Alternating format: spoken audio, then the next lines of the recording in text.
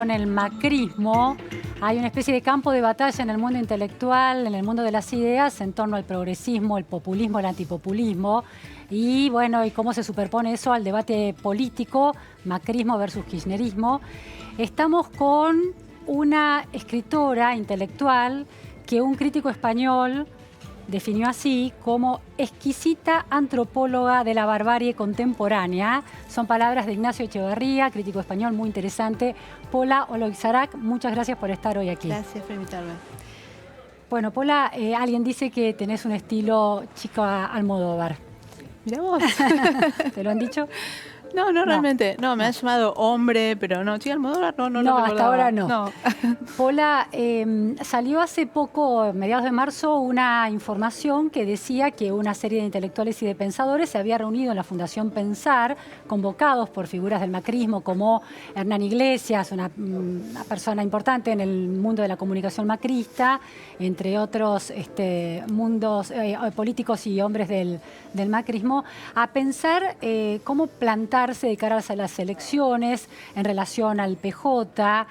Y estabas vos entre ellos. Es atípico en la Argentina que una mujer joven, que viene del mundo de filosofía y letras, escritora, muy prestigiosa, con 3 novelas publicadas hasta el momento, decida mostrar sus credenciales, por lo menos no progresistas, en el sentido común con el que se plantea el progresismo.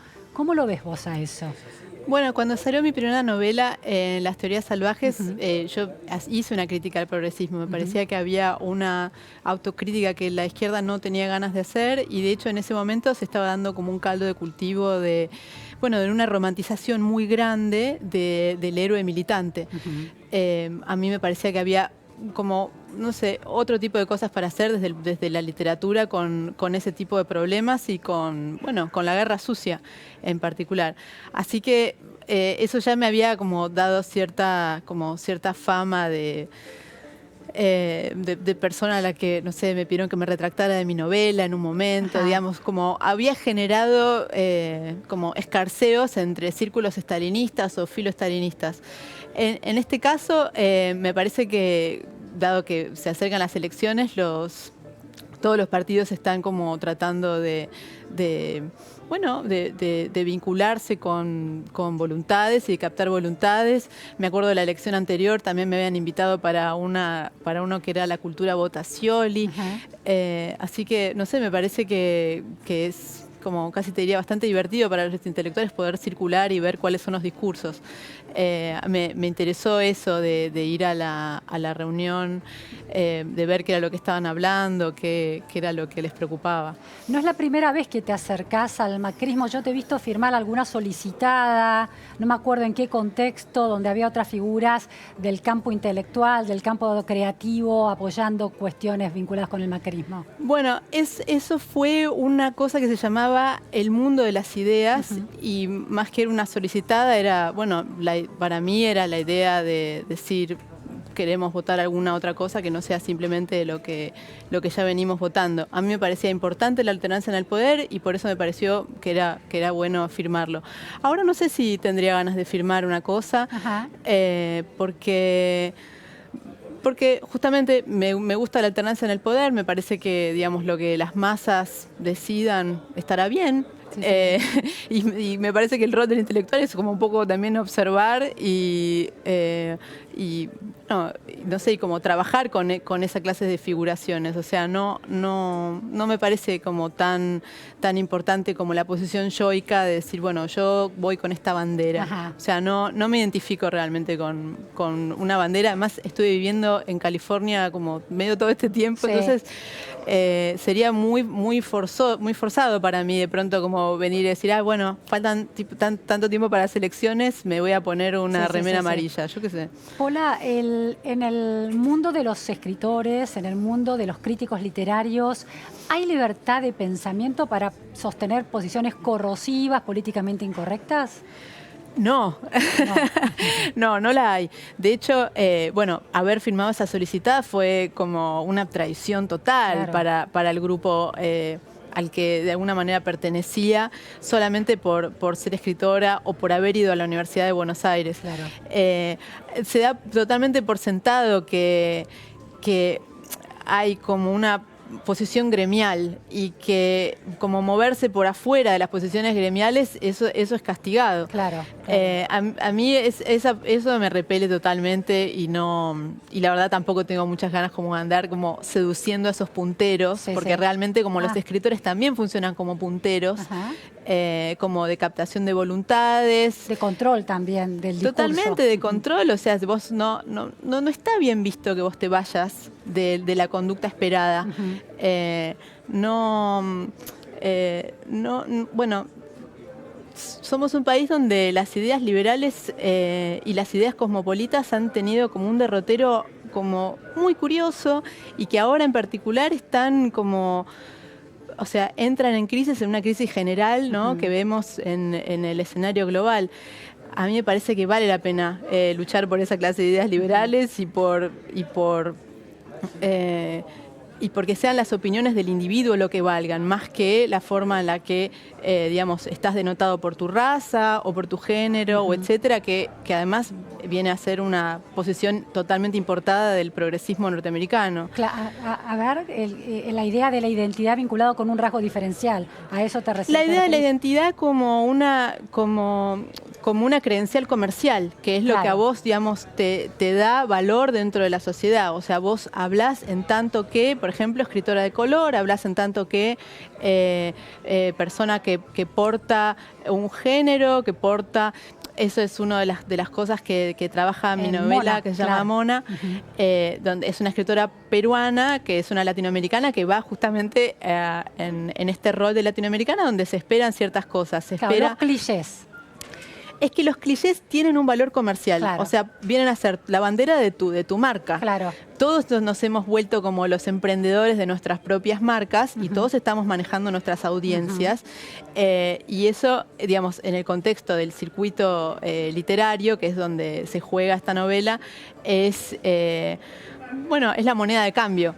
Voy a leer un párrafo que me gustó de tu novela, que dice así: había llegado a Stanford después de que las olas de su novela debut la arrojaran a las playas de cierto prestigio impetuoso. Bueno, a lo mejor copié algo mal. En un momento en el que ser, entre comillas, mujer y de color constituía el vademecum del racismo bondadoso de Estados Unidos, una forma de capital. ¿Qué es esto que estás describiendo? Totalmente, de alguna manera, ¿no? Sí. Y otro párrafo en relación a esto: su fantasía identitaria fue muy bien recibida en el campus y ahora Mona tenía la oportunidad de hacer una carrera que consistía en ser sí misma, lo más sí misma posible, aunque le hubiera venido bien sumar alguna que otras discapacidades físicas ligeras, aunque evidente, pero nadie es perfecto al 100%. Mucha ironía ahí, ¿no? Sí. Sí, me interesaba como que hubiera como una pátina de humor como bastante clara en la manera en la que los ciudadanos de segunda, como venimos a hacer los latinoamericanos en Estados Unidos, digamos, funcionamos como algo que se llama virtue signaling. Entonces vos sos como la garantía de que esa cultura está siendo virtuosa, de que justamente tu inclusión demuestra que es una sociedad inclusiva, mientras en la frontera están gaseando a la gente, mientras tenés una policía que, como la ICE, que, o sea, no respeta los derechos individuales de la gente. Y donde el racismo, digamos, atraviesa absolutamente toda la sociedad, también como los estratos intelectuales, bohemios, buena onda. Mientras ocupes una posición determinada, identificada a partir de esos rasgos diferenciales, está ok. Claro. Si te querés correr de ahí... Si vos te querés apropiar del capital, digamos, donde vos, como ciudadana de segunda, estás orgullosa de ser una ciudadana de segunda y por lo tanto le estás agradeciendo a esta sociedad como qué amorosa que me estás aceptando, ahí entras como en un juego de aceptación porque, digamos, estás como dentro del discurso de lo esperable y del discurso que halaga, por supuesto, a la sociedad que es la que te está recibiendo. Y tiene beneficios también para vos, digamos, para quien lo practica. Lo mismo que probablemente le pasa, bueno, a muchos escritores para los que también, o sea, la credencial de ser peronista es una forma de capital simbólico, digamos, y tranquilizador. Y ser kirchnerista también. Bueno, me parece que el gobierno anterior hizo muchas cosas para seducir a los intelectuales y me parece que no formó parte de la agenda del macrismo y por eso entiendo también que no los hayan seducido, a pesar de que entiendo que sí existieron flujos de dinero en ese sentido. En términos de apoyo a proyectos culturales. De apoyo a proyectos culturales, de premios, creo que ellos trataron de acercarse, pero que, digamos, no hubo química. Sí, sí. Paula, para una persona, una mujer como vos que piensa en estos márgenes, esta antropóloga salvaje, ¿no? Como se te define, ¿qué tiene o qué tuvo de interesante el macrismo para alguien que está pensando el espectro político con las ideas liberales como las deseables? A ver, no sé, a mí me interesa del macrismo o de, digamos, lo que uno puede llegar a escribir a Macri, o sea, cierto ideal republicano, con cierto foco en la infraestructura, como una idea que no en ningún momento deja de tener en cuenta el asistencialismo, digamos, creo que por eso es criticado, porque no termina de ser como lo liberal que la gente le adscribió, pero a la vez como ellos jugaron la campaña de esa manera también, ¿no? Como este significante vacío, que en la CLAU venía a ser como esta lucha que convoca a la militancia, y en el caso de Macri, esta esperanza que podría ser cualquier cosa, bueno, no sé, me parece que esas son las formas en las que se captan las voluntades, también cómo se juega la política un poco, como donde, bueno, es una fantasía que alguien viene a llevar, ¿no? La ausencia de palabras por parte del macrismo y del presidente Macri en términos de esa palabra, de esa capacidad retórica capaz de sostener discursos al modo en que lo hacía Cristina Fernández de Kirchner durante horas, hilvanando ideas desconectadas, con informaciones traídas de contextos distintos. Para una intelectual que valora la palabra, que escribe, que trabaja sobre el sentido que se construye a partir de la palabra, ¿qué reflexiones te despierta? A mí me parece que Macri despliega la semiología de otra manera. No es el discurso, digamos, su fuerte, aunque es interesante como ver las modulaciones de su discurso, estas cosas de estoy caliente, Sí. No sé, digamos, solamente porque, o sea, uno ve como, los ve como directamente respondiendo a necesidades sociales, ¿no? Como si hubiera como una capacidad más reactiva de Macri, estar diciendo, noté esto, entonces voy a ahora actuar de esta manera. En el caso de Cristina era otra cosa, porque ella era una actriz con su propio discurso. Entonces, bueno, verla era un poco decir, bueno, ahora, tipo, ¿qué nos va a contar? Era como su propio teatro. Claro. Me parece que el teatro de Macri tiene en cuenta, o sea, busca por lo menos como estar respondiendo a lo que, no sé, a lo que están estudiando, que está pasando, o sea, como los problemas sociales, como los focus groups o lo como sea que lo midan. No soy, digamos, no soy como de la escuela Beatriz Arlo, que lo ve a Macri como una persona aburrida porque no le divierte su discurso. O sea, primero no creo que un político tenga que venir a divertirme en absoluto. ¿Qué esperas de un político?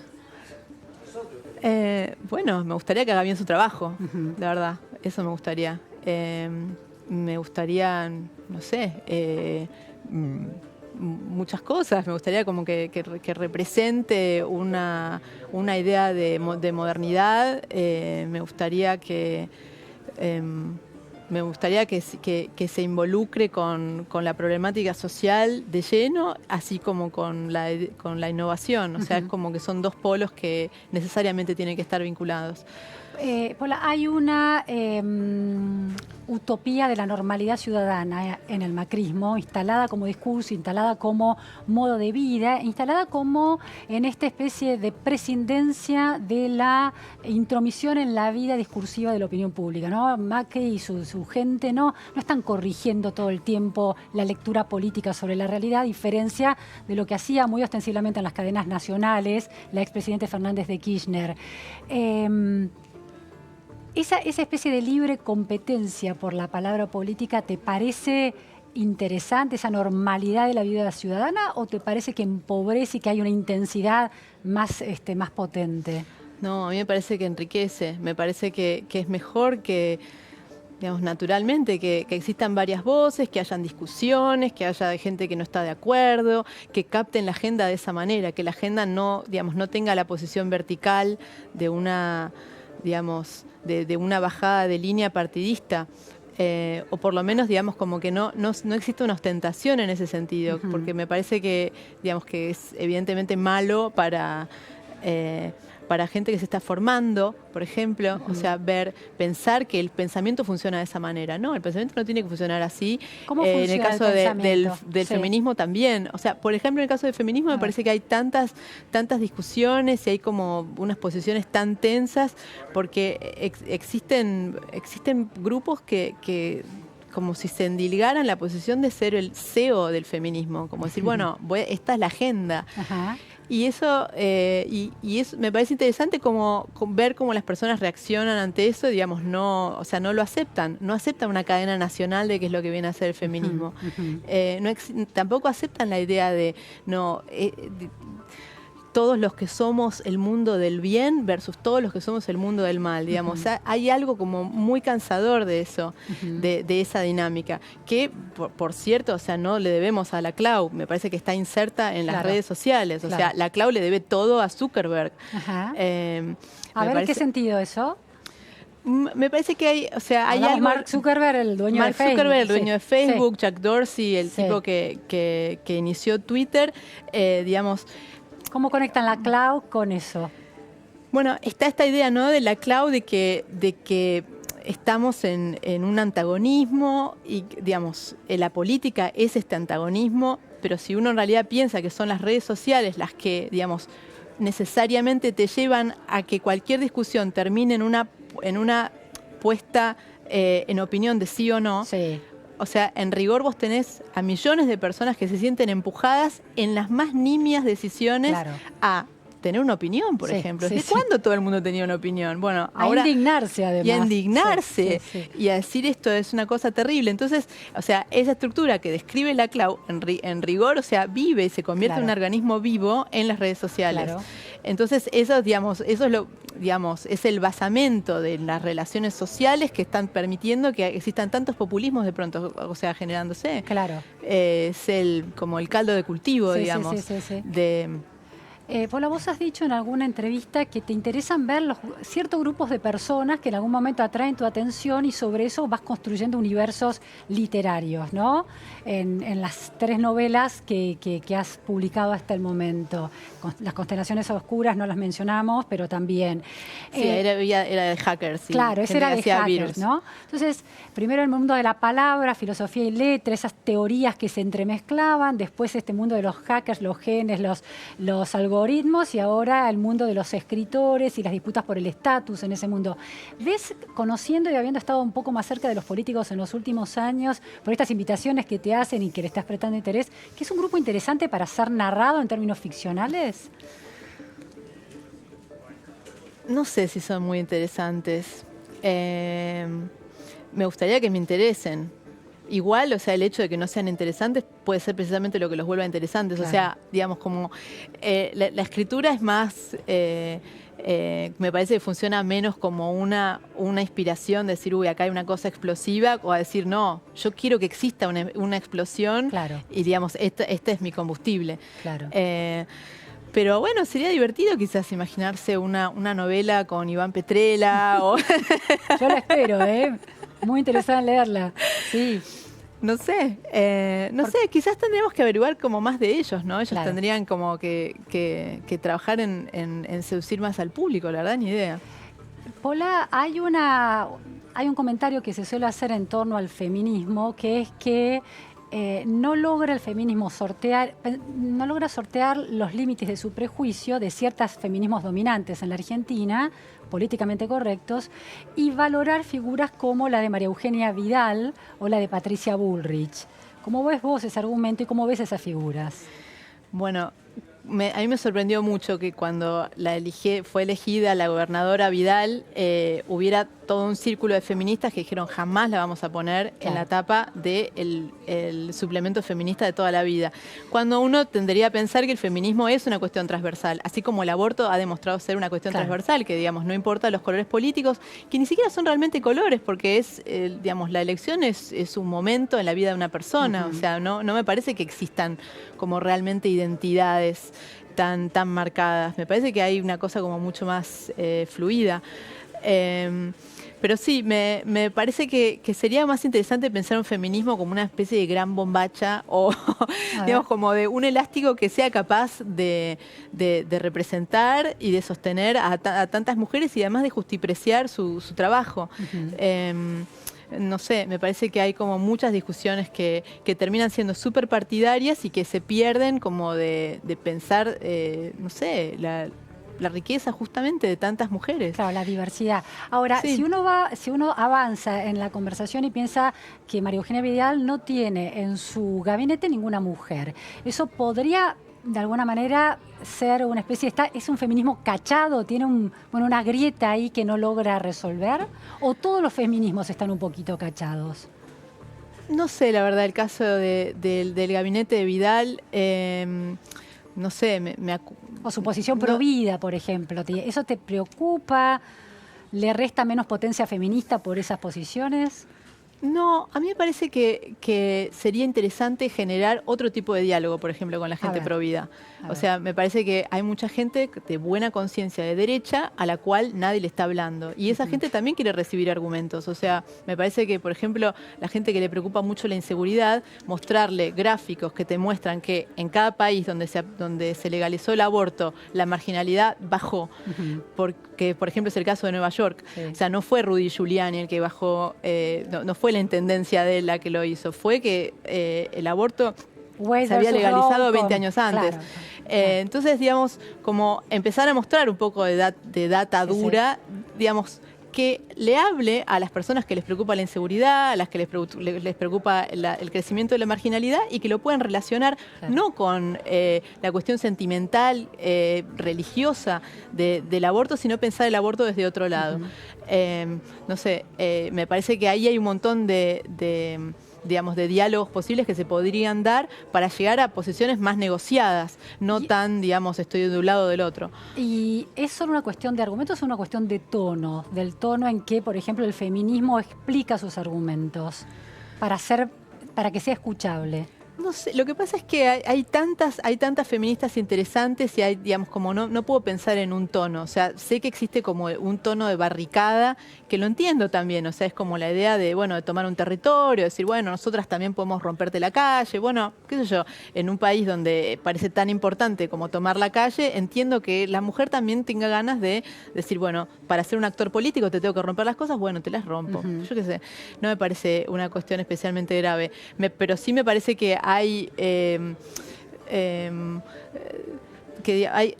digamos, puede existir como mayor sutileza en los argumentos si justamente queremos que salga esa ley. O sea, yo quiero que salga la ley, entonces me gustaría que se afinaran esos argumentos, que se afinaran esos, como esas comunicaciones por debajo. O sea, digamos, aunque alguien pueda tener una posición, o sea, por ejemplo, si el presidente dice yo personalmente no es que estoy a favor, pero permito la discusión, o sea, ahí ya me parece que se abre como un frente interesante, es decir,